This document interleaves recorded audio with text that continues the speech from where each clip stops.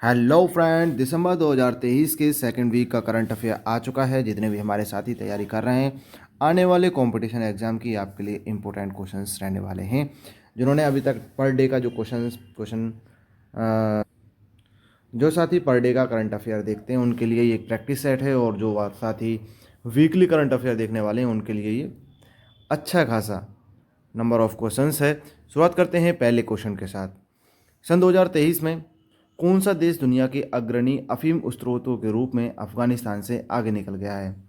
यानी कि अब तक सन 2023 से पहले अफगानिस्तान सबसे आगे अफीमी स्रोतों में था। इस क्वेश्चन का सही जवाब रहने वाला है ऑप्शन नंबर बी, म्यांमार।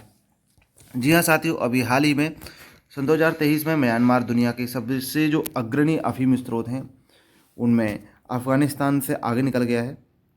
अभी हाल ही में म्यांमार में जो गृह युद्ध चल रहा है उसके दौरान इस खेती को विस्तार किया गया, और अफगानिस्तान में तालिबान सरकार के आने के बाद अफीम की खेती में बहुत तगड़ी वाली गिरावट की गई, जिसके कारण ये एक महत्वपूर्ण बदलाव दुनिया को देखने को मिला। शुरुआत करते हैं दूसरे क्वेश्चन के साथ।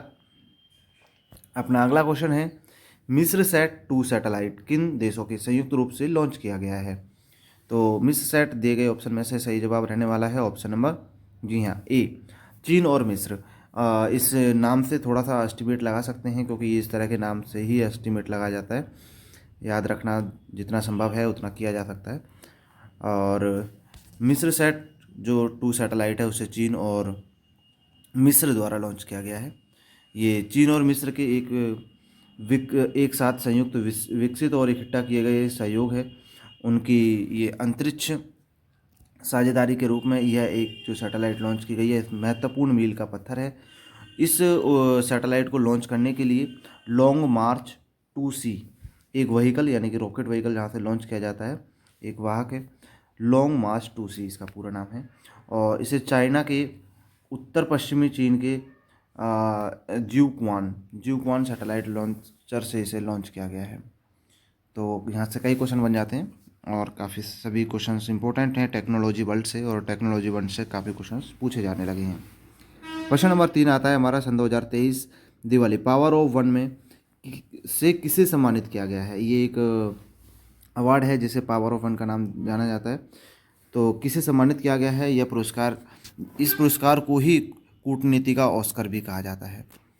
तो कूटनीति का ऑस्कर कहा जाने वाला पावर ऑफ वन से किसे सम्मानित किया गया है सन 2023 में? दिए गए ऑप्शन में से सही जवाब ऑप्शन नंबर डी। जी हाँ साथियों, ऑप्शन नंबर डी इसका सही जवाब रहने वाला है। संयुक्त राष्ट्र जो बान की मून है ये संयुक्त राष्ट्र के पूर्व महासचिव रहे हैं, और सन 2023 का इन्हें प्रतिष्ठित दिवाली पावर ऑफ वन पुरस्कार मिला है। यह पुरस्कार ऑस्कर ऑफ डिप्लोमेसी के एक आधे परिपूर्ण, शांतिपूर्ण और सुरक्षित दुनिया को आकार देने के लिए उनके बान की मून के निस्वार्थ योगदान को मान्यता देते हुए इस समारोह का आयोजन दिल्ली फाउंडेशन यूएसए के द्वारा संयुक्त राष्ट्र में यूरोपीय संघ के प्रतिमंडल द्वारा किया गया। तो काफ़ी इंपॉर्टेंट क्वेश्चन बन जाता है बान की मून को लेकर के, और ख़ास तौर से ये इंटरनेशनल क्वेश्चन है जिसमें भी यूएनओ से संबंधित है। अगला क्वेश्चन आता है हमारा, क्वेश्चन नंबर 4, भारतीय संसद पर आतंकी हमला किस तारीख को हुआ था? यहाँ साथियों दोबारा से ये क्वेश्चन जीवित हो चुका है। अभी हाल में हुई नए संसद के साथ हुई घटना को लेकर ये क्वेश्चन बना है। तो दिए गए ऑप्शन में से ऑप्शन नंबर सी हमारा सही जवाब रहने वाला है। 13 दिसंबर 2001 को भारतीय संसद पर आतंकी हमला हुआ था, और इस 2001 में हुए हमले में इसमें 5 आतंकवादी थे जो संसद भवन के परिसर में घुसे थे। उनके पास हथियार थे और उन्होंने सुरक्षा कर्मियों के साथ गोलाबारी भी की। अभी हाल ही में हुए संसद के साथ हुए इस सुरक्षा के चूक में हालांकि कोई हथियार नहीं था उनके पास। हाँ, स्मोक यानी कि धुआं करने वाले कुछ ऐसी उन्होंने गैस छोड़ी थी जिससे कि वहाँ पर स्थिति बिगड़ी थी, लेकिन कोई ये आतंकी हमला नहीं कहा जाएगा। अब चलते हैं अगले क्वेश्चन नंबर 5 की तरफ। जलवायु परिवर्तन की चुनौतियों से निपटने के लिए COP28 के दौरान भारत किस वैश्विक अभियान में शामिल हुआ? COP28 काफ़ी इंपॉर्टेंट क्वेश्चन बन चुका है। COP28 बार बार क्वेश्चन आ रहा है। सन 2023 के दिसंबर महीने में ये क्वेश्चन कई बार बन चुका है। तो सही जवाब ऑप्शन नंबर सी, लचीलेपन की दौड़। एक बार एक्सप्लेनेशन की तरफ चलते हैं कि भारत रेस टू रेजिलेंस में शामिल हुआ है सन 2023 के COP28 में। इसमें वैश्विक अभियान शहरी क्षेत्रों में जलवायु का लचीलापन बनाने के लिए अपनी प्रतिबद्धता को दर्शाता है। अभियान का लक्ष्य है जो वह सन 2030 तक जलवायु परिवर्तन के प्रभावों के प्रति संवेदनशील समुदायों को लचीलापन बढ़ाने के लिए विभिन्न हितधारकों को जुटाना है, यानी कि ज़्यादा से ज़्यादा देशों को इसमें जोड़ना। जितने भी आसपास के देश हैं जहाँ पर ज़्यादा से ज़्यादा पोल्यूशन होता है, जैसे भारत में अभी पोल्यूशन की, क्योंकि जहाँ विकास होता है वहाँ पोल्यूशन भी होता है। क्वेश्चन नंबर 6 की तरफ चलते हैं। टूर्नामेंट के दौरान हैंडबॉल निर्णय लेने के में रेफरी की सहायता के लिए किस स्पोर्ट्स ब्रांड ने यूरो 2024 के एक आधिकारिक गेंद में एक माइक्रोचिप पेश की है? तो दिए गए ऑप्शन में से सही जवाब रहने वाला है ऑप्शन नंबर, जी हाँ, सही जवाब option number B, Adidas. Adidas ने फास्टबॉल लीबे में एक रिचार्जेबल माइक्रोचिप एकीकृत की है, यानी कि लगाई है। यूरो 2024 के आधिकारिक गेंद में यह तकनीक लिम ट्रैकिंग तकनीक के साथ मिलकर वीडियो मैच अधिकारियों को वास्तविक समय डेटा प्रदान करेगी। इसी के साथ साथ हैंडबॉल निर्णय में सहायता करेगी। इसके अलावा जो वीडियो सहायक रेफरिंग होते हैं उनकी प्रक्रिया में समग्र दक्षता को योगदान करती है।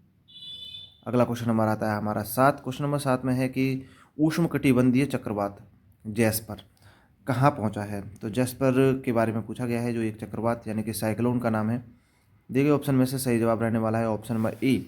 जी हाँ साथियों, भी हाल ही में उष्णकटिबंधीय जैस्पर ने पूर्वोत्तर जो ऑस्ट्रेलिया है वहाँ पर दस्तक दी है, जिससे वहाँ पर विनाशकारी हवाएं और के साथ साथ जो वहाँ पे क्वींसलैंड है ऑस्ट्रेलिया का, वह प्रभावित हुआ है और साथ ही अचानक से वहाँ बाढ़ का खतरा बढ़ चुका है।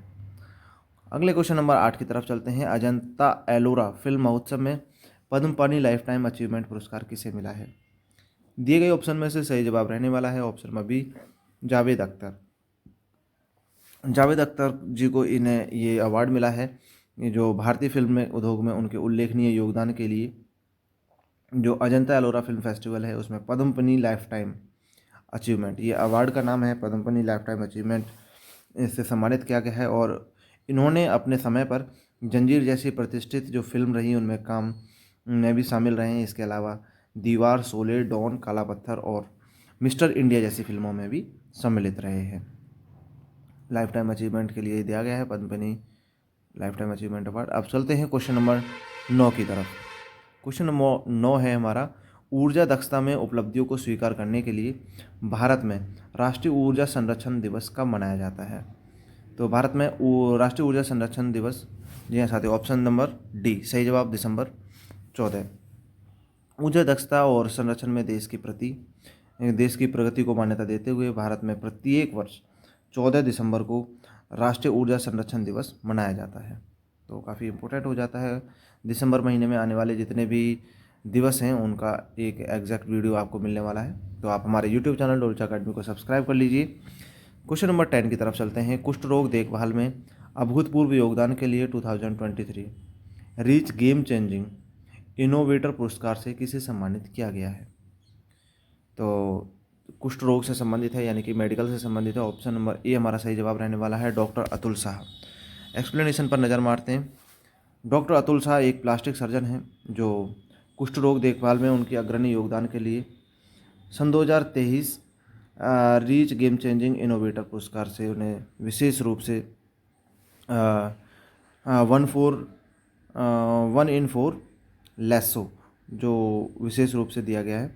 कुष्ठ रोगियों में विकृति को दूर करने के लिए इन्होंने लगभग 30 सालों से, यानी कि 30 दशक पहले एक सर्जरी की तकनीक को तैयार किया था और इस तकनीक से काफ़ी लोगों को सहायता और मदद मिली है।